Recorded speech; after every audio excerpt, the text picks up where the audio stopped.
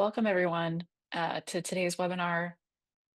While we have folks streaming in here, I just want to say thank you for joining us. And my name is Sarah Martin. I am the Senior Manager of Programming and External Relations at the Center for Effective Philanthropy. The theme for today's discussion is breaking the mold, the transformative effects of MacKenzie Scott's big gifts. And we're just so glad to have you joining us today. For those of you who are tuning in who are new to CEP, I'd love to share just a little bit about us. Um, so our work is focused on philanthropic effectiveness. And for more than 2 decades, we've sought to help foundations and increasingly individual donors to improve their effectiveness and increase their impact. So we do this through a number of ways, through our assessments and research reports that often lift up the perspective of those who wouldn't otherwise be heard, as well as programs like this one. We also do this through our Youth Truth Initiative, which harnesses student perceptions through validated surveys and tailored advisory services to help school leaders and education funders accelerate improvements. We are a nonprofit and rely on grants and contributions to support our research and programs like this one, so please reach out if you're interested in supporting us. On behalf of CEP, I want to thank the Big Gift Study Advisory Group, who provided meaningful feedback and input throughout the course of this 3-year study on the effects of MacKenzie Scott's large and unrestricted gifts. We'd also like to extend a very special thank you to the funders whose support made this research possible: the Conrad Hilton Foundation, the Ford Foundation, Rakes Foundation, Houston Endowment, Longwood Foundation, Rita Allen Foundation, Skoll Foundation, Barr Foundation, Peter Brock, the Kresge Foundation, Oak Foundation, and Surdna Foundation. So before we get started today, I'd like to go over a few housekeeping items. First, we are, of course, in webinar format, which means all of you are muted and have your videos off upon entering today. And if you have questions for the panelists, and we really hope that you do, please type them into the Q&A box in your Zoom control panel. We're going to be as responsive as we can be to as many questions as we can during our Q&A time towards the end of the webinar. We will not be using the hand raising function on the webinar, as we are not asking attendees to speak their questions. And if you require any kind of technical assistance, please reach out to my colleague, Amy Keith, at amyk@cep.org, and she can assist you. And I'll put her email in the chat. Speaking of the chat, we'll also be sharing some resources with you via the chat box. So feel free to check there for helpful links throughout the conversation. If you'd like to enable live captioning, please click the CC closed captioning button in your Zoom control panel. And if you'd like to enable captions in your preferred language other than English, you can also do so in the Zoom control panel by clicking the arrow next to Show Captions and selecting your preferred caption language. Finally, this webinar is being recorded, and we will send a link to all registrants and a follow-up email. We will also send a follow-up email with links to any of the resources you hear about in today's discussion. And now that housekeeping is out of the way, I have the privilege of introducing our speakers and panelists for today. Moderating today's session is CEP President Phil Buchanan, and Phil will be in conversation with 4 fantastic panelists: Alicia Smith-Arriaga, Vice President of Research at CEP and lead author on the Breaking the Mold report that we'll be discussing today; Cecilia Conrad, CEO of Lever for Change; Kimberly Lewis, President and CEO of Goodwill Industries of East Texas, a nonprofit workforce development organization, and President and CEO of the Houston Endowment and Stern. We're so grateful for you, to all of you, for joining us today. And with that, I'd like to hand it over to Phil. Sarah, thank you so much. Really appreciate it. And thank you to all of you for joining. We have more than 1,200 registrants today, which is fantastic. Almost 5 years ago, perhaps you'll remember, the pandemic shut the world down, and nonprofits were put under tremendous pressure, responding to suffering and hardship that required them to reimagine and adapt their work. In the face of this, and also the racial justice reckoning of 2020, funders, foundations, other grant-making institutions, individual donors were also asked to reimagine their default practices. And to their credit, many of them did. We studied foundations in particular and saw many of them increasing their provision of unrestricted support and streamlining their processes. Many maintained these changes well after the pandemic, as we have documented in a variety of CEP reports. both in terms of foundation self-reporting and the nonprofit experience. Some foundations also focused on equity in new ways. Some have maintained that effort, others have retreated. But in the summer of 2020, one donor shook things up at a different level. MacKenzie Scott, having divorced Amazon founder Jeff Bezos, emerged on the scene with massive, unrestricted, out of the blue grants to nonprofits, initially focused on immediate pandemic relief and also on equity, in particular racial equity and equity for LGBTQ people. Her giving was based on a process of vetting that often happened without even the awareness of the organizations themselves. Full disclosure, CEP, our organization, received a $10 million gift from Scott in the spring of 2021. And around that time, we decided to launch a research study. We thought this is the most interesting experiment, in contemporary philanthropy. So we launched that in 2022. And we wanted to understand what happens to the nonprofits that receive these gifts. So we had heard, people's reactions. We heard celebration of MacKenzie Scott's approach, but also whispered concerns from other funders about unintended consequences, about other funders pulling back, about organizations not being able to handle gifts of this size. I would say, I think it's just important to note that we worried about whether we were the right folks to do this since we had received a gift. Did we have a conflict? But in fact, given that it was explicitly a one-time gift, we thought we were in a good position to do this because we knew that we would not be a future grantee. So I'm grateful to the funders who provided support for this research, who Sarah just mentioned, and also to the team of CEP staff who have worked really diligently on this effort. Dr. Alicia Smith Arriaga, our Vice President for Research, who leads all our research and who I will ask to join us in just a moment to share the findings. And also, of course, others on the research team. Dr. Ellie Buteau, who's been involved in this project from the beginning. Research analysts Christina M. and Sierra Grundhofer, who co-authored the report with Alicia and Ellie. And also Emily Yang and Caroline Gasparini, who worked on this effort as well, tirelessly really to gather and analyze data. And it's hard to overstate what actually a big project this was for us. And thanks also to all the members of the research team I mentioned, as well as the programming and external relations team at CEP, who've worked to disseminate and promote this research.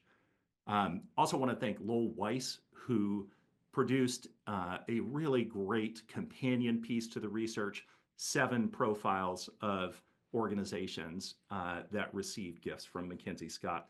Lowell is a longtime colleague and friend of CEP's. Cascade Philanthropy Advisors is his firm. Okay, so I started by noting that the crisis that hit philanthropy 5 years ago today was, massive, and it led to a lot of change. Today, arguably, we are in another kind of crisis. Very different, but perhaps more severe, with a presidential administration that has explicitly targeted not just specific nonprofits, but nonprofits broadly, both in the words of White House memos and folks affiliated with the White House like Elon Musk, but also in attempts to cut off federal funding to nonprofits. I'll be just honest and say, in my view, the response of foundations and other donors is less clear than perhaps it was in the crisis of 5 years ago, more diffuse. There's a lot of confusion and more than a little bit of fear. And it is in this context that we believe the results of this more than 3-year research study on Scott's giving are especially relevant. Not because anyone can or will precisely give as Scott has. Most folks don't have $20 billion to give in less than 5 years, which is what she's done, but because there are broad insights and lessons that are applicable to donors at virtually every level.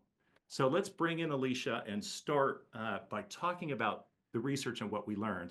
We're going to have Alicia talk about our first finding, then we'll bring our panel in, and then we'll have Alicia go through some of what else we learned. So Alicia, if you could join us to share this research, that would be great.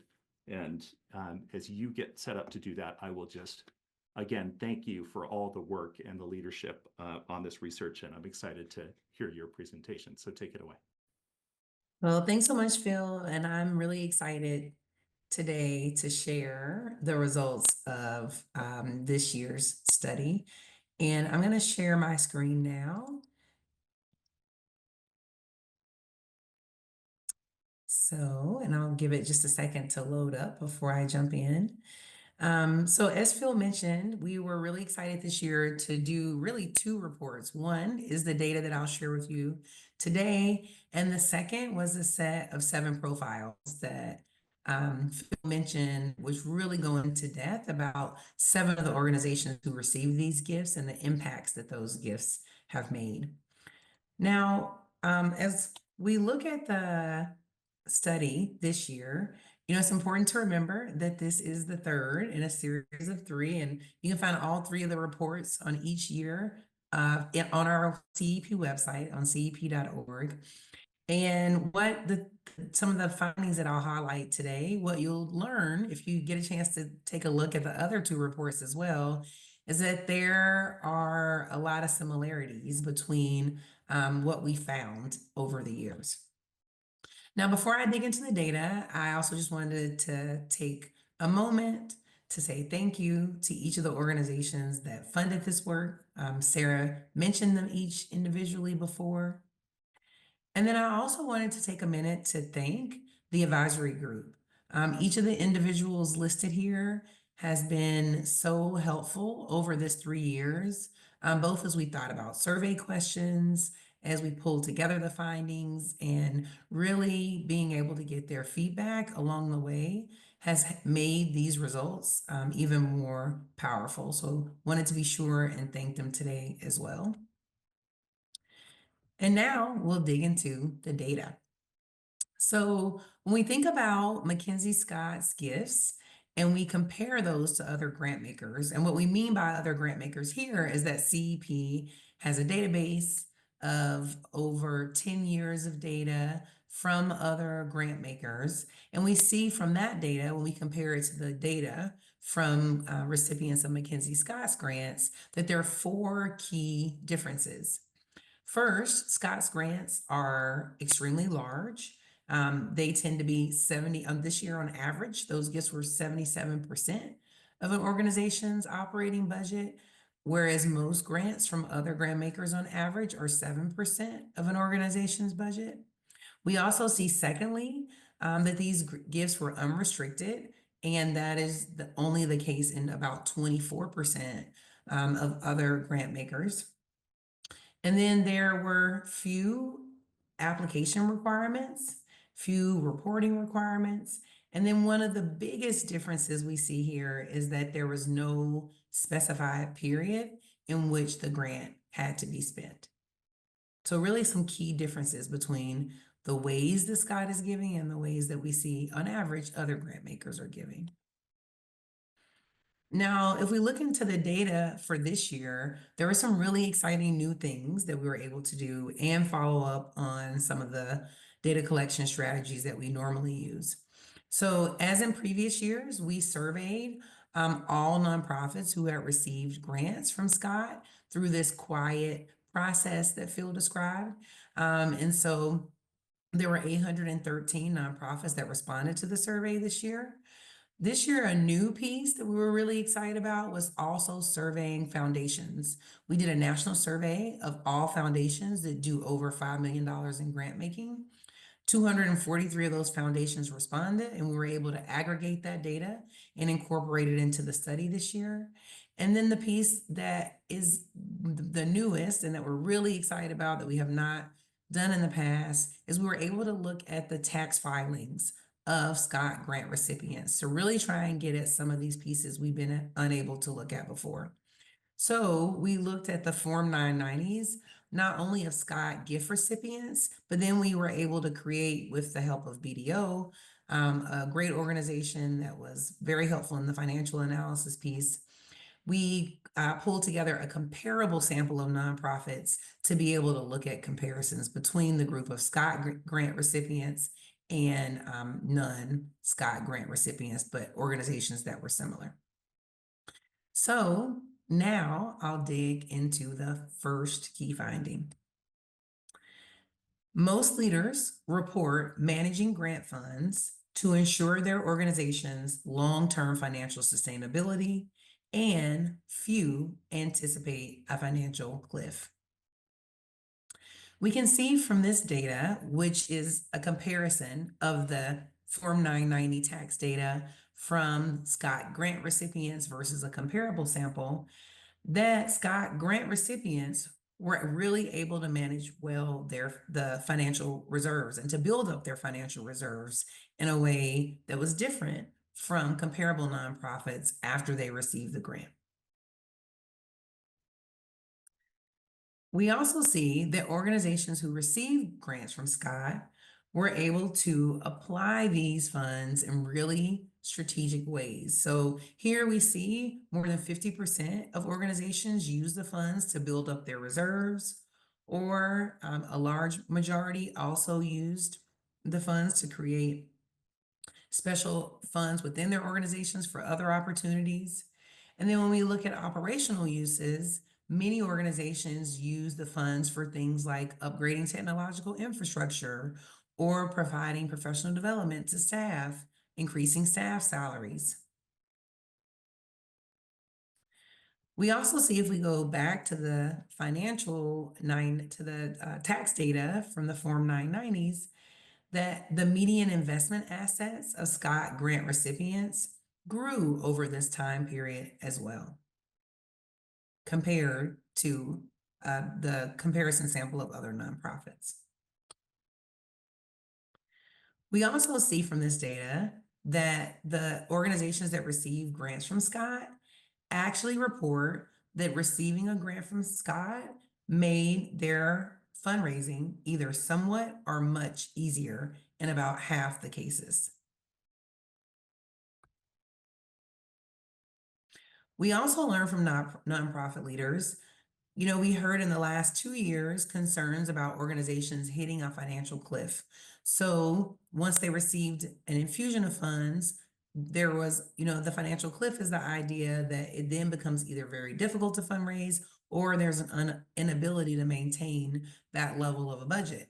But what we see in the data here is that less than 10% of nonprofit leaders expect a lot of difficulty covering ongoing expenses once their grant funds are spent. And in fact, 88% of nonprofit leaders reported that the grant has had no negative consequences for their organization or their work. This quote really illustrates what we heard from many nonprofit leaders in the data.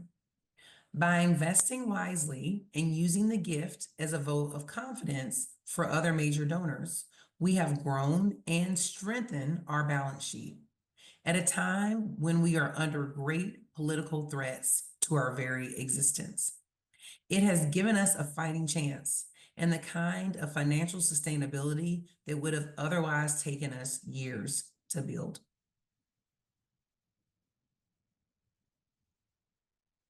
Thank you so much, Alicia.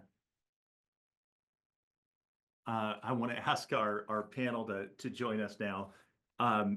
There's a lot more that you're going to share, but we're going to stop here and just respond to this first finding. And just reminder, Ann Stern, President and CEO of Houston Endowment, $2.5 billion in assets, working on strengthening public education, increasing civic engagement, supporting Greater Houston, Texas's arts and culture sector, enhancing green space, and responding to emerging opportunities and challenges in the region. Ann, great to have you with us. Thank you. Cecilia Conrad, CEO of Lever for Change, which is an initiative that was birthed at the John D. and Catherine T. MacArthur Foundation, where Cecilia is also a board member, ex officio, and a senior advisor. She was a managing director at the foundation, where she led and helped create MacArthur's 100 and Change program, which was an open call competition that periodically made a single $100 million grant to help solve a critical problem of our time. And Cecilia also has been very involved, Lever for Change, in an initiative of MacKenzie Scott's grant making that was not a part of this research study, and we're surely going to discuss that as well. So welcome, Cecilia. Thank you. And then we have Kimberly Lewis, who is President CEO of Goodwill Industries of East Texas. She's also the owner of Motivational Muse LLC. She's more than 2 decades of executive level nonprofit and business experience. I can't do justice to all the awards that she's been given and the role that she has played in making change at Goodwill Industries International, as well as, of course, her work at her local Goodwill. And she is one of the people and what represents one of the organizations that's profiled in the companion piece to the research that I mentioned before. So Kimberly, so glad that you're with us. And that is maybe my favorite of the 7 pieces that Lowell wrote. No offense to the other 6. Really, really great read. Glad you're here. Thank you, Phil. Let's just react to what we've heard so far. So I'm curious, does this data surprise you? Does it ring true to you in terms of what Alicia just described and the effects on these organizations relative to other organizations that didn't receive these grants, or the way that they've used the resources? And I'm curious, as a grant maker, how you see this. I didn't find it surprising at all. I found it affirming. In our experience, our grantees are incredibly careful stewards of the resources they have. And they know where they need the dollars the most. They know what they need to be financially sustainable. And so I think while we may not have MacKenzie Scott resources, I love having this validation that flexible funding can be a valuable tool for all funders. And you did something at Houston Endowment that I'm not sure that it was necessarily inspired by MacKenzie Scott, because I think you may have been planning it before she kind of came onto the scene. I don't know, you can correct me if I'm wrong, but where you made large unrestricted grants that were sort of atypical relative to the past grant making of the foundation, as I understand it. Can you describe what you did and why, Anne? Yes, we've been trying unrestricted grants in a number of different approaches, but I think one of the things that has been really impactful for us, remembering, as you said, the incredible uncertainty and change that nonprofits in our region have been going through over the last 5 years, we decided to create a fund for relatively unrestricted grants for our smaller grantees. Very low barrier application, virtually no reporting requirements. But just to say to these grantees with budgets of less than $3 million, we want to make funds available for you. This is not a competitive thing. If you're our grantee, you're eligible for it. The dollars are there, and you use it for whatever your organization needs right now to be as strong as you can be. And I mean, keep in mind, these are grantees who are our partners. They are already amazing organizations. So the goal was, what do you as an amazing organization need to be even more amazing and carry our shared work forward?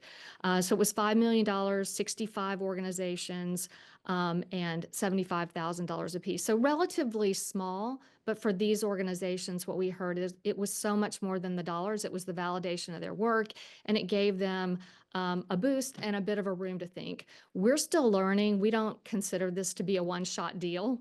So we'll see where it goes from here. But we want to invest in the capacity of our important partners.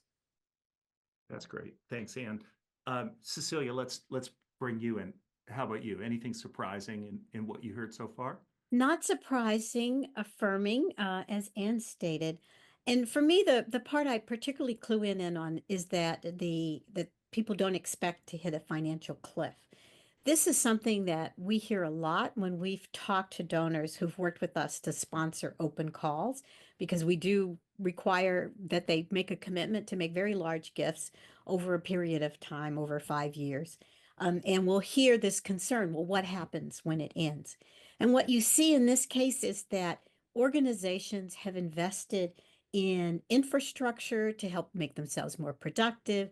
They've created reserves to give them a bit of padding so that they can have a freedom to experiment they might not have had before.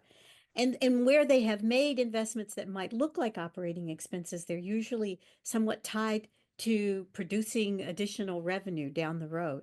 So these are smart uses of funds, and it just underscores that the important thing is the organization's ideas, the problem they're trying to work on, in determining what kind of gift you should give. And yet, we hear all the time, right? I was just at a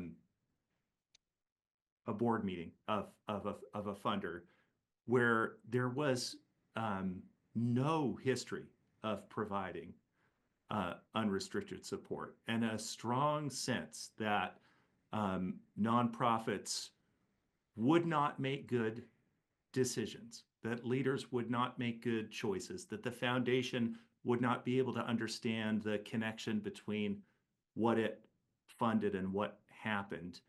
And we hear, of course, also the anecdotes of a particular organization that maybe did struggle. Obviously, that's why we want to do the research, right? To say, like, to get beyond the anecdote. But Cecilia, I wonder, in your own experience, like, as a foundation board member, and now at Lever for Change as someone who's working with so many donors, how do you move people along from sort of being resistant to the idea of giving in a more unrestricted way? How do you get over those barriers and help persuade them of what you know to be true, that most carefully vetted organizations are going to be good stewards of the resources? Yes. So first, one correction. I'm not a board member of the MacArthur Foundation. I'm ex officio for Lever for Change. Okay, sorry. Yeah, that's thank okay. you. Okay. That's okay. Yeah. What we have What you found, should be. well, thank you.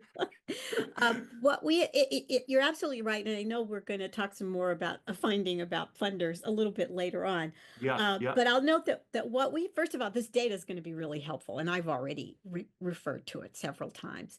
Yeah. The second is that in many of our processes, we are offering and supporting organizations as they are figuring out what to do with the funds. We talk to donors about the fact that many organizations need a little bit of time to actually work out what their plan is. That because we have this history of really underfunding general operating and not giving organizations a lot of freedom, there's a muscle that they need to develop in order to figure out what to do, and that you should create that space on the front end for the organization to have that time to do that. In our experience, and we can point to several of the grants that have gone out through the Lever for Change process, organizations given that time come up with a plan, execute the work they want to do, are able to be flexible and pivot in ways that might have, a project might have collapsed if they had been stuck to some very fixed grant agreement, but they have figured out how to solve a problem and change in the face of changed circumstances. That's possible when you have flexible funding. When we liken it to what they do in private sector investments, if they are investing in a startup, they recognize that those startups do not need you to exactly tell them how many pencils to buy and how many to do other things. They expect the startups to have that flexibility. And that analogy will work for some funders. Some funders may just have to start out slow and then work their way up. So there we try to encourage flexibility, if not completely unrestricted. Yeah. Thanks, Cecilia. Okay, so Kimberly, you've lived this, being on the receiving end of a MacKenzie Scott grant. So tell us about your experience, and does it track what Alicia described in terms of being able to use the resources to expand what you're doing in a sustainable way? Certainly. First of all, I just want to extend a sense of gratitude for the funds that MacKenzie Scott gave to us. And I agree wholeheartedly with what Ann has stated and Cecilia has stated. We did go through this process, and none of the findings were surprising to me as well, because I know from well over 20 years in the nonprofit business, that the majority of nonprofits truly are very concerned about how funds are used, because we have the trust of the community. And it's not just the big dollars that we're concerned with. We're dependent on those average dollars. It could be $20 a month. It can be $25 a month, or a one-time gift of $150 is so meaningful to that person. And we are responsible and have a sense of accountability to our community and to all of those who believe that we are truly going to do exactly what we said that we're going to do. Yeah. And so tell us a little bit about what you did do, Kimberly. Yes, absolutely. So we looked at it, and like Cecilia said, we took some time. We took several months to really almost do a whole strategic plan around the money and look at the needs of the community. And so what we ended up doing is we spent a portion of the money on infrastructure in terms of technology, because we were still very old school, Excel spreadsheets, a lot of Word documents, outdated systems that we were using that were really no longer helpful to us. And so we purchased some systems that allowed us to be much more effective and much more accountable, and saved us a lot of time. And then the majority of the money, which was so exciting, we used to expand our commercial services facility, which is like a mini fulfillment center. And at that fulfillment center, we train and employ our most significantly disabled adults. And so that allows us to hire additional adults in that program and expand that program to the point where we believe we're going to grow their income significantly, double it, in fact. So we're already on our way. The warehouse is filling up. We're hiring additional people already for the warehouse, and we're getting new contracts, because people, when they come, businesses come and they see the work that we're doing, they're so moved by it, to see that this is real work by people with individuals with disabilities, and they're getting paid real money. That's great. Thank you, Kimberly. Okay, so this is great, but we've got more data to go through. So we're all gonna go away here except for Alicia, and I'm gonna hand it back over to you, Alicia, to take us through our second and third findings from the study. Yes, super excited to share the next findings. So I'm gonna make sure everyone can see my screen so you can see the data. All right, so finding number 2 is that many organizations are collecting information about the impact of this gift, and they are observing meaningful change created for communities. Now we see here, and this, aligns a lot with what we were just even hearing in the discussion from the panel, is that many organizations were able to, when they talk about programmatic uses of the grant, they were using it to improve existing programmatic work, or to engage in new programmatic initiatives, increase the number of constituents they were serving, and innovate and take risk. And so we see that the funds are really allowing organizations to amp up a lot of the work that they're doing. Now, if we look at how successful those efforts have been, when we ask leaders about whether their efforts have been successful, 74% report that the new programmatic initiatives were somewhat or very successful. And then we also see over 80% of leaders reporting that expanding their existing programs to new populations has been successful, or to new geographies has been successful as well.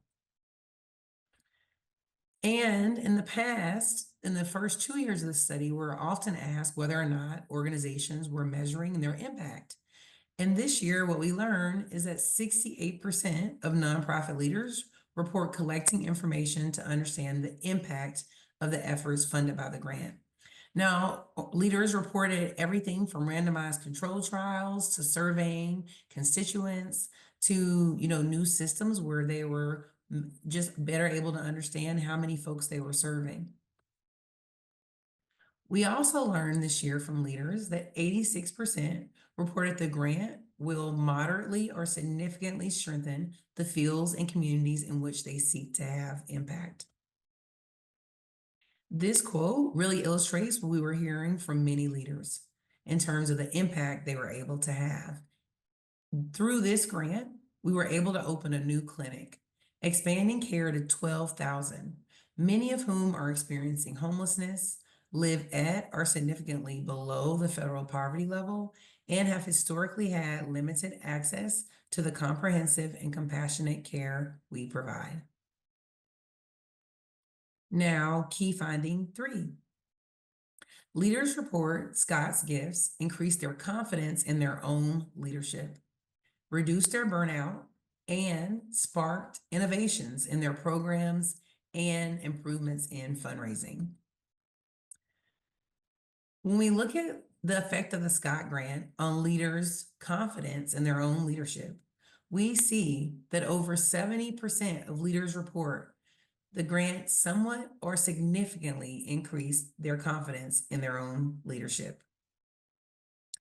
This greater confidence led to leaders reporting things such as innovating or taking risk, expanding new programs, feeling confident to ask other funders for larger grants, engaging in new collaborations, or pursuing grants that they feel align more with their organizational values, and so many other things as well.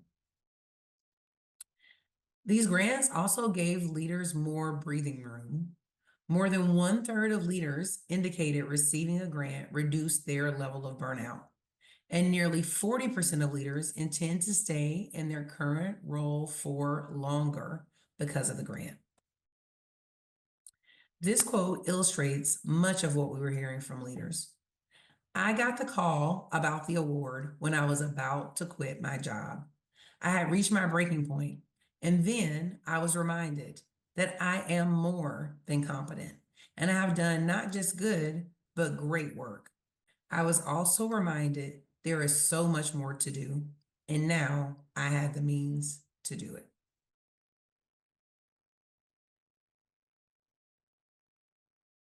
Alicia, thank you so much. And as we bring the panelists back in, Alicia, I'm actually going to start with you here, and because you, we're very lucky to have you as our VP for research, not only because you're a great researcher, but also because you have your own experience as a nonprofit leader. You've been the executive director of significant organizations in the education world.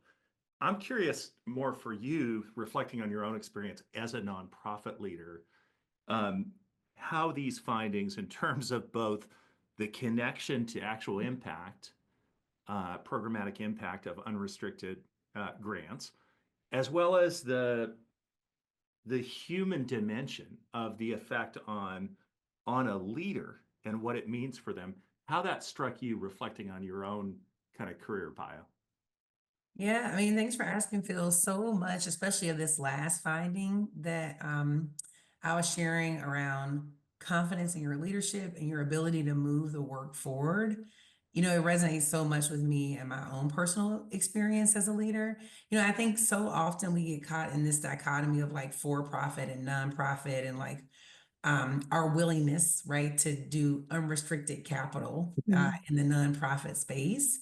But we think, you know, I think about my own experience as a leader and my ability to plan, right? Like my ability to be able to come up with a strategy that we could actually implement was based on our ability to have unrestricted capital that was flexible and fungible and could align with that plan. And so much of these results, you know, and then of course, I'm like, of course you're more confident as a leader because you can actually execute on the strategies with which you had outlined. And so it's one of the reasons why this sort of capital and this kind of giving is so important. I found in my own experience as well.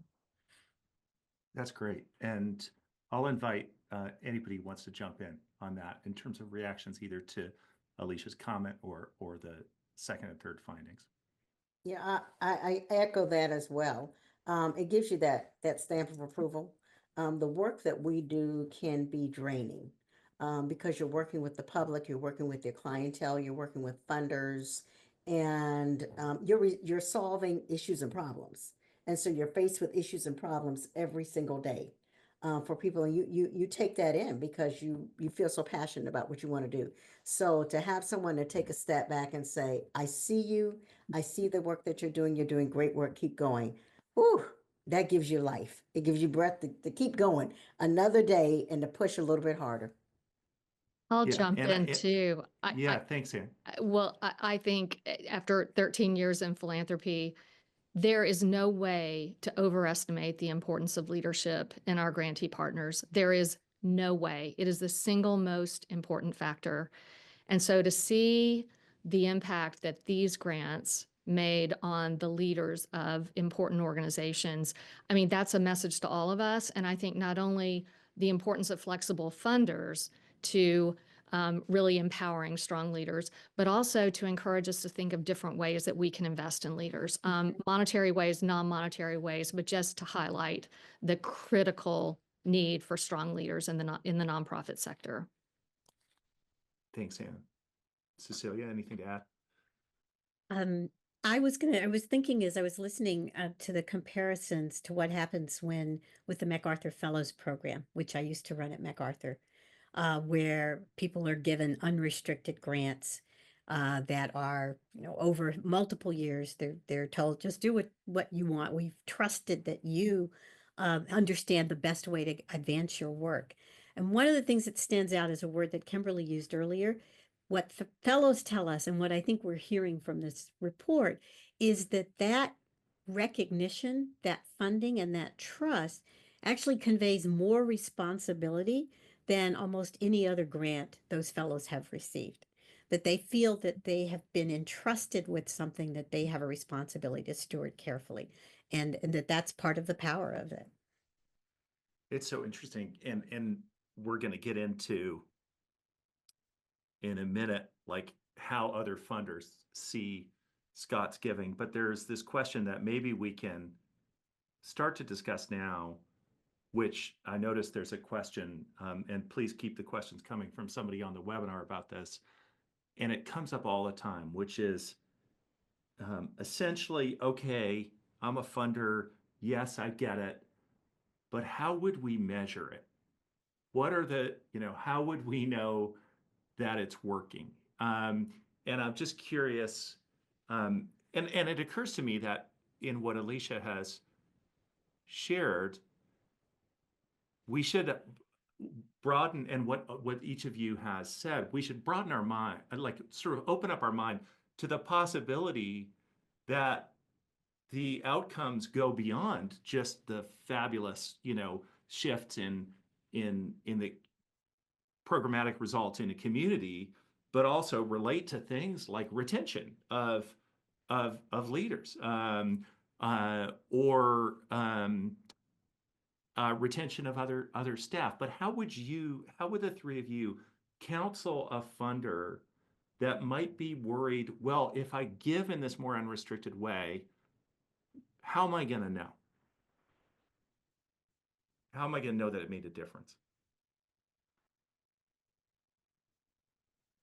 Well, I will start just a little bit. I think particularly with the Scott grants, there is still a small report. It's a very light lift report. So it doesn't mean that you can't ask what happened after the fact. And what we've seen in this study is earlier in the results is that people are tracking what they're doing and would be happy to report it. I've seen, we don't require any reports in the fellows program, and people routinely send us, here's what I've done. Here's what I've accomplished with it. I think there are ways of seeing the results directly that can continue. But you have to be open to the fact that those results may take many different forms, not necessarily what you came in as if you were doing a grant that was related to strategy, what you came in as, we want to see this number increase. You may see a range of kinds of results and metrics that come out of that. I think for funders also, it's remembering that we have the flexibility to fund for long-term change. that there are so many different sources of funding that are necessarily, sort of beholden to seeing short-term impact. That's not where private foundations are. And so I think taking the responsibility, we're used to saying that long-term results are going to take long time to see. But I think it is riskier not to give flexible funding. I think we set up this sort of dichotomy between flexible equals risky. I think it's more risky not to provide flexible funding to the organizations who are actually, by the way, doing our work for us. We are not doing this work. These organizations are. And so how can it be risky to fund them and their capacity for the long term? That's great. Thanks, Ann. Kimberly, anything you want to add? Yeah, I concur. We're already tracking information, and we already know what success looks like for us. And we've already set up some metrics of some kind for different, whether it's programmatic or whether it's organizational.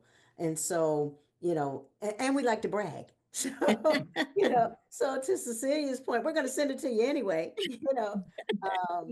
and we'll have little videos where we're always reporting, whether it's an annual report, a newsletter, something of that nature. And as long as the organization continues to grow and continues to serve, that's the end result.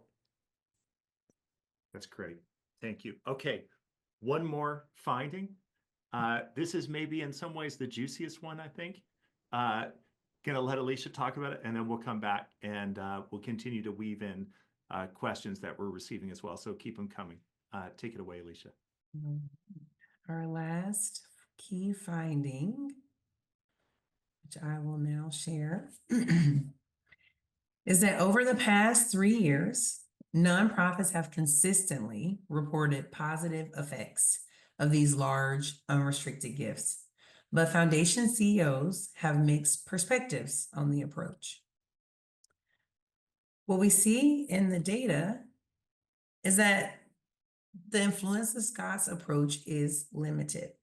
So even though in our data, most foundation leaders say that their staff, their board, their leadership has discussed Scott's giving in some way, only 7% report that Scott's approach has had some or a lot of influence on their own giving. And if we look at foundation leaders and whether they're seeing at least some impact of Scott's approach for the organization she funded, we see that many funders report that her approach has been either somewhat, quite, or very effective for the organization she's funded.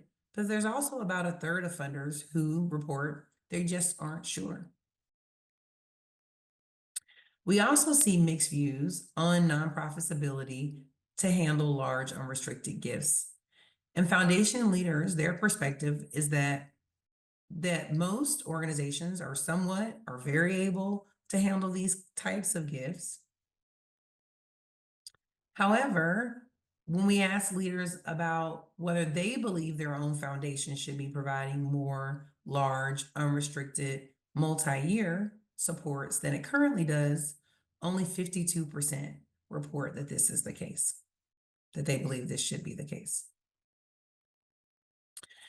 And when we dig into why leaders have not provided more large, unrestricted gifts, some of the reasons that we learned that were the most often mentioned were that maybe the foundation was currently exploring that kind of funding, and they already do it, but they want to do more.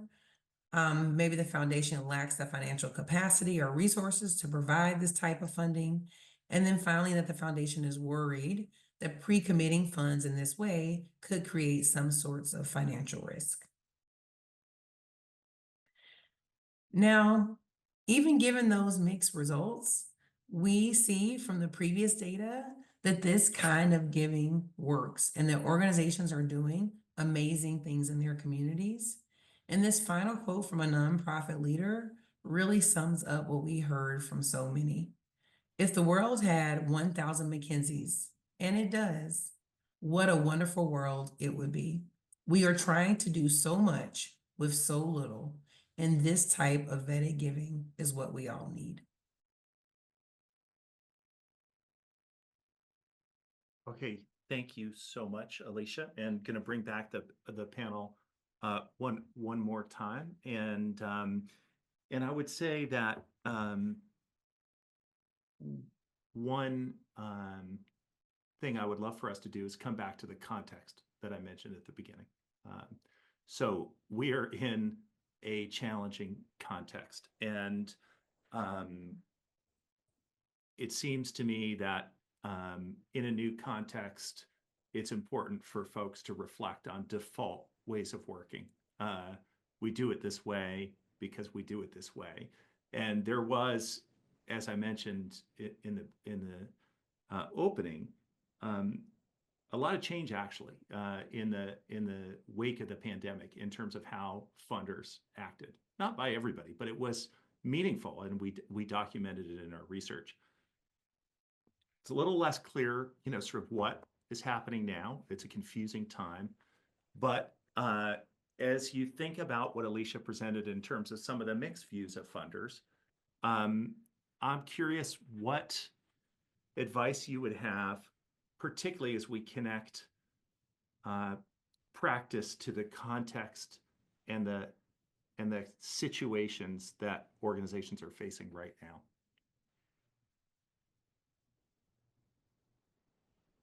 I will jump in. Great.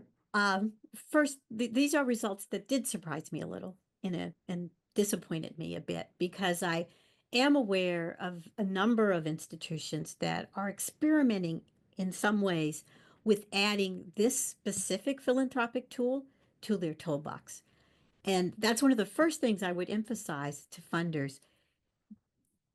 We need a diverse set of funding practices and a diverse set of ways in which capital gets distributed to address the diversity of needs that there are out there.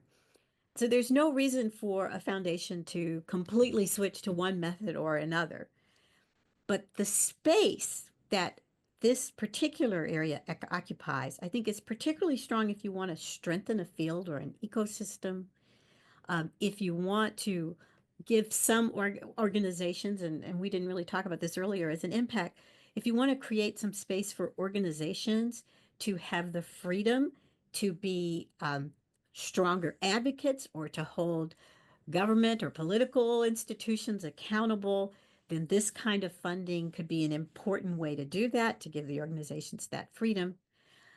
There are other spaces where you may want to do a kind of project-related grant. I think particularly in the fact that these grants go to individual organizations, and you might want to do things where you're supporting collaboratives or coalitions, in which case you may want to use some more constraints.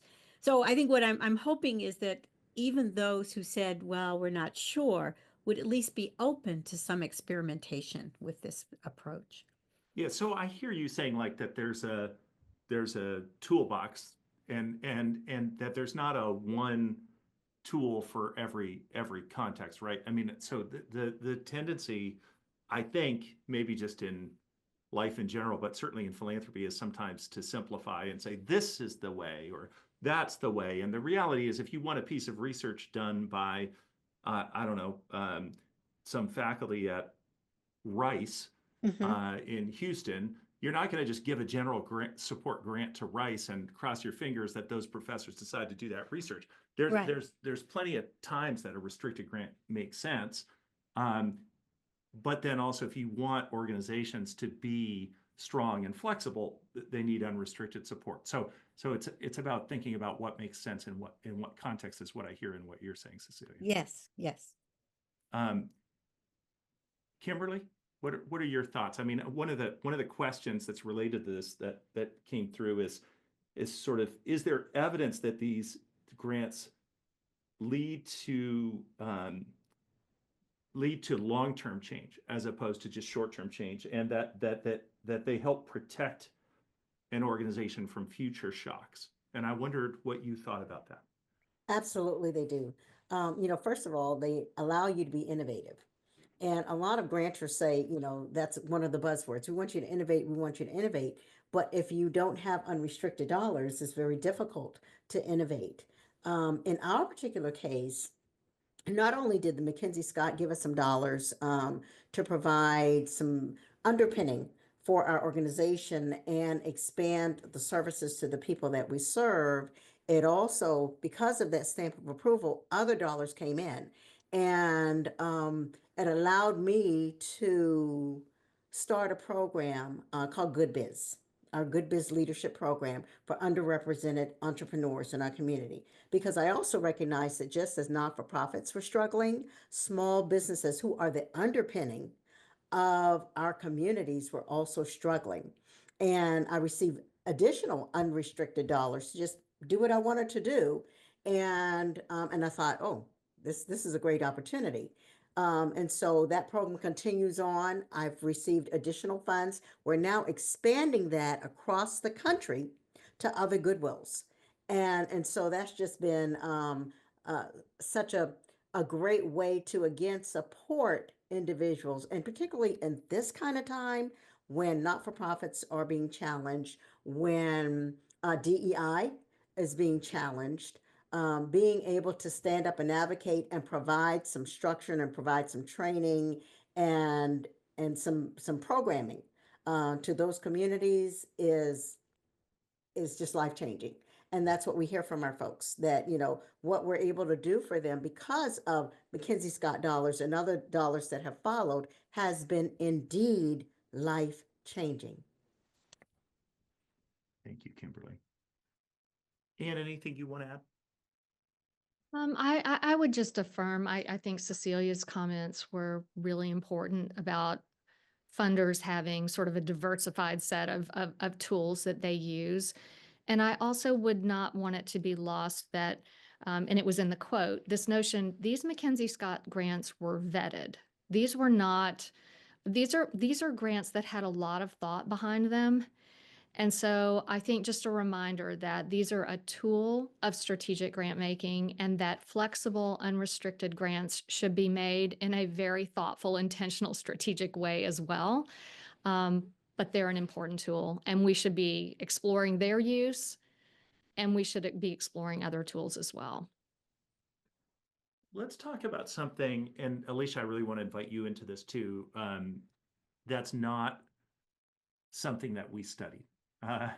We studied the effects of MacKenzie Scott's gifts on the organizations that received them. But zooming out, there have been concerns about her giving that are not about whether they strengthen a particular organization or not. People will concede, well, of course it would strengthen the organization, but are rooted in concerns about the effects on fields of picking winners and losers, is the sort of starkest way that I've heard it described. And what will that mean 5 years, 10 years down the road? And I'm curious, I guess, as we look at the results of this research, you know, what concerns you have about MacKenzie Scott's approach, and it may be related to what I just threw out as one example, or other worries.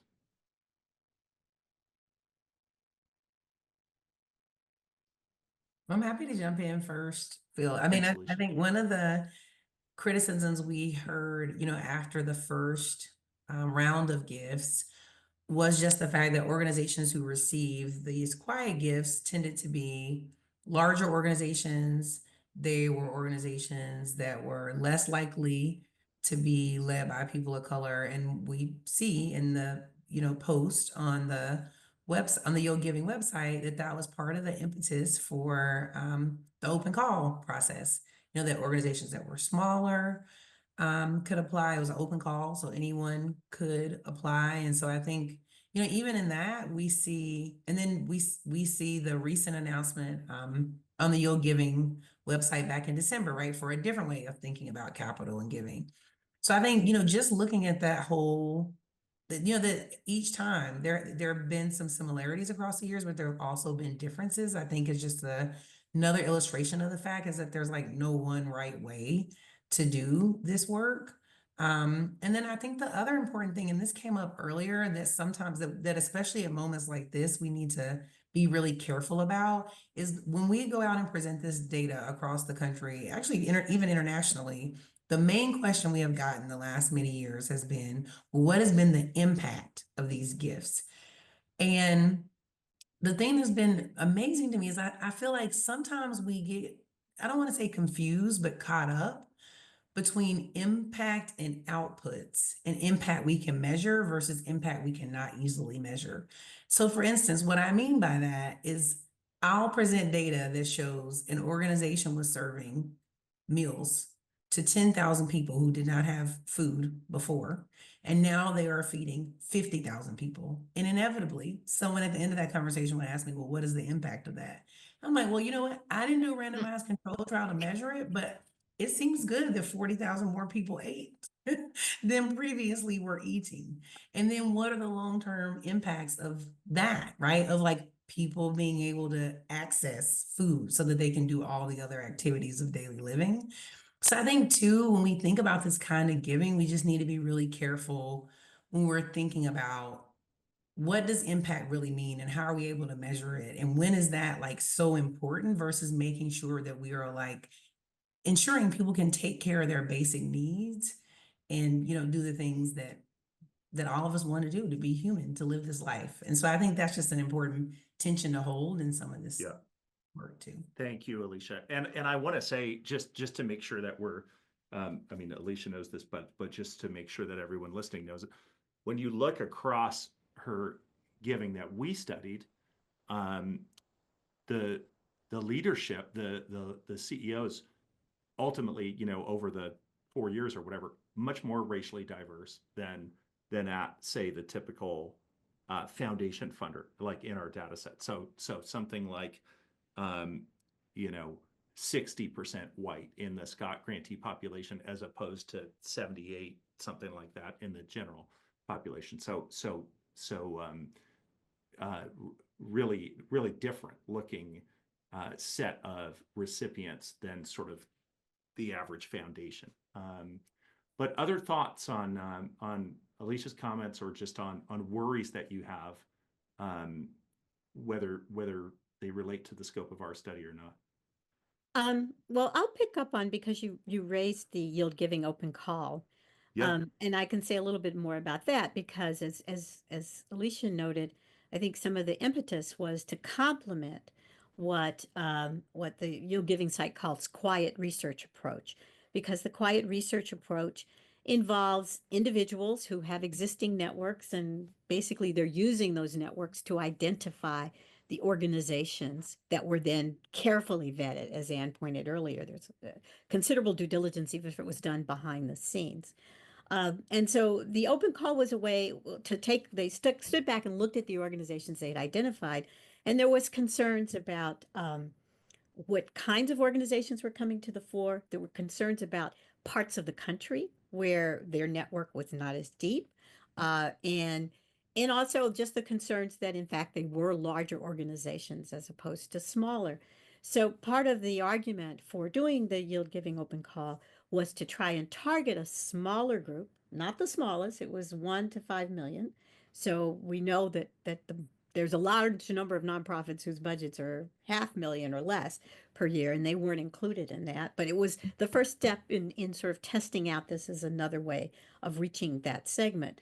And what the open call did was substituted for the intensive labor that was happening behind the scenes, kind of one by one due diligence, with a very rigorous evaluation process. So it meant that the organizations had to themselves put their case forward to fill out an application. And so that was a distinction between it and the other approach. It is always a challenge for us at Lever for Change to try and hit the happy medium of how much you ask in an application so that the organization can really have a fair assessment done, and the fact that doing an application is itself a burden for the organization. And I think we're constantly recalibrating, doing surveys of both donors and organizations to make sure that we try to keep that a tight process. But that's certainly an issue. It's like, how do you get the attention if you're small and you're located somewhere where there's not a lot of funders? How do you get yourself seen? Thanks for that, I want to Cecilia. chime in there because that's something that I was asked, and the group of Goodwills, there were 36 Goodwills out of 156 that received the funds. And my response was that, you have to be out there, sometimes we want to just put our heads down and just do the work, do the work, do the work, do the work. But if nobody knows what you're doing, they can't come and support you. And so, be out there in the areas of advocacy, out there in the areas of social media, of making the stories the headline, and talking to people. And, you can't just put yourself in a cave and say, okay, I'm going to serve my community. You got to be in the community. You got to be out there doing some things. And I know when I spoke to the representative who called me, that was one of the factors that they mentioned that I particularly came up on the radar first because of all of the work that I do in the community nationally, as well, particularly around the area of diversity, equity, and inclusion. And then as they dug a little bit deeper, they, of course, and I was nervous. I was like, oh goodness, what did I put out there? What did I say? But they did all of that. Relatable. And it really does make a difference. And what I have seen is that within the Goodwill Network, as well as nonprofits as a whole, it has raised the level of not only visibility and accountability, but professionalism as well. And it has, shown that light on us as we are not just, do-gooders. We are actually business leaders, and we are helping the community as we conduct business. Thank you. So we're going to wrap up, and I want to do it in this way with really quick responses from each of you to this question. And we'll go Anne, Cecilia, Kimberly, Alicia. Alicia and I have both heard, and so have our colleagues, many times when we present the research from years 1 and 2, well, this doesn't really apply to us, because we only have X million, or we're not that kind of grant maker. And I think we believe that there's something in here for everyone, that it's possible to learn something. So if you were to suggest one thing, and it's a disadvantage to go last here, so you may end up just agreeing with somebody else, and that's okay. One thing you think any funder could take from this research that you would hope people walk away from this webinar with, what it would be, what would that be, Anne? I'd say listen to your grantees. Trust them, listen to them, and learn from them about what they need to be the best they can be. Thank you. Cecilia? A flexible gift of $1,000 is worth a lot more than a restricted gift of $1,000 in terms of what an organization can do. Thank you. Kimberly? Tell your story. Storytelling is the key, and people don't know what you're doing if you're not telling the story. Thank you. Alicia? Well, the thing I always like to say, Phil, when folks, to your point, inevitably share that sentiment with us, is that most nonprofits in this country are organizations that have operating budgets of less than $500,000. They are individuals who are coming together in communities, just trying to solve a need that they saw in their own community. And so from that perspective, like, actually every person can give like this, right? Whether it's like your time for that organization to help sponsor an event, whether it's, a gift to an organization that's a nonprofit that has a $10,000 operating budget, right? Like 70% of that, or even 40% of that, that's a gift that's a much more manageable gift. And so, yes, MacKenzie Scott had almost $20 billion, but you don't need $20 billion to give in this way. You can do this tomorrow yourself. Appreciate that.